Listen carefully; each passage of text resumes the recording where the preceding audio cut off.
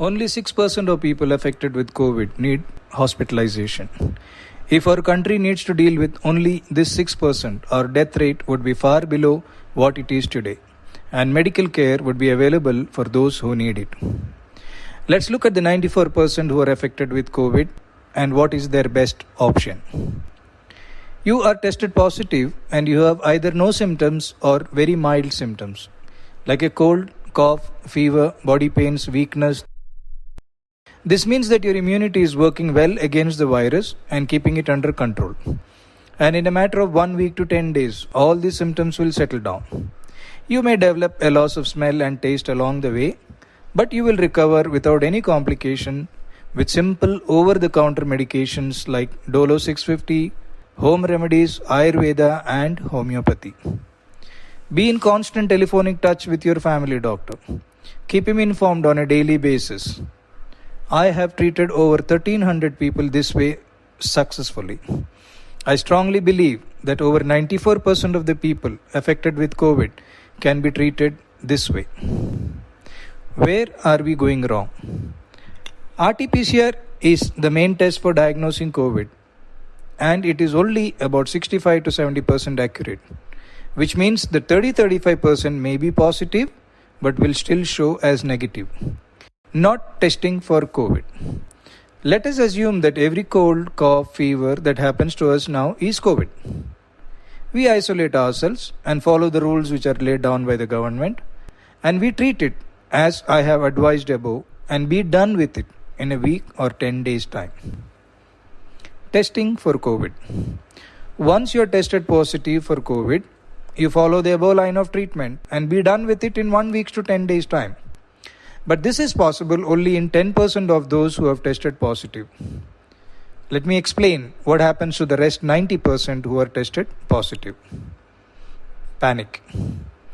With the second wave hitting us hard and the fear surrounding it, the moment you are tested positive, all hell breaks loose. You are flooded with advice from relatives, friends, colleagues, each one telling you their experiences and all the gory details from the news and the social media, and you get scared.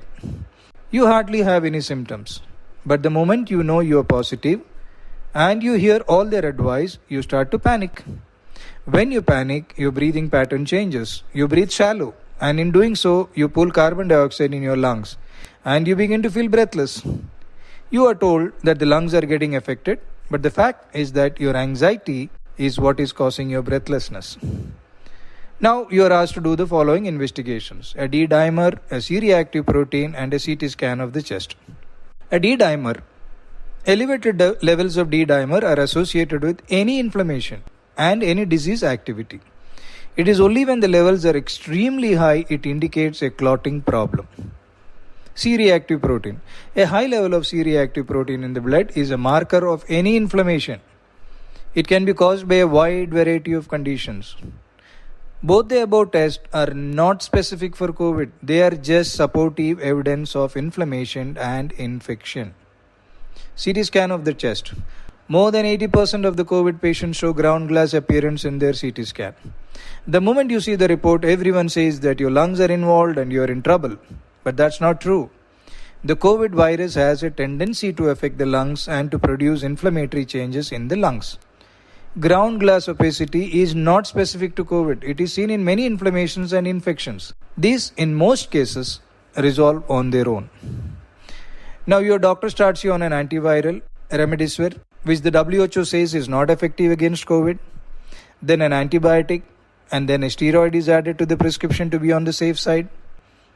Remember, when you are in panic, your doctor who is treating you will also go into panic and ask you to get admitted. After all, he is human and he is answerable for you. What you need to understand is that your immunity is doing a great job in containing the COVID virus. That is why you hardly have any symptoms. All these medicines are very strong and have a lot of side effects. When you consume these, they together crush your natural immunity, which is doing a great job, and you begin to get worse. Your condition deteriorates and you end up in the hospital. The medical system is doing its best, but it is overwhelmed and in the process of collapsing. You need to use your common sense and logic and decide which way you want to deal with the COVID when you get affected by it. The authorities are now saying that COVID is spreading through the air and not a droplet infection anymore, which means the spread is very fast. The way the second wave is hitting us, the chances are that most of us at some time or the other is going to get affected by the COVID. And by then, we need to be ready with our choice. By choosing option 1, there is a high chance that you will be done with the COVID without even realizing that you had COVID. You will not invite panic and unnecessarily stress and hospitalization. You will not unnecessarily block hospital beds and leave them to the 6% who truly needs them. The choice is yours. Take care.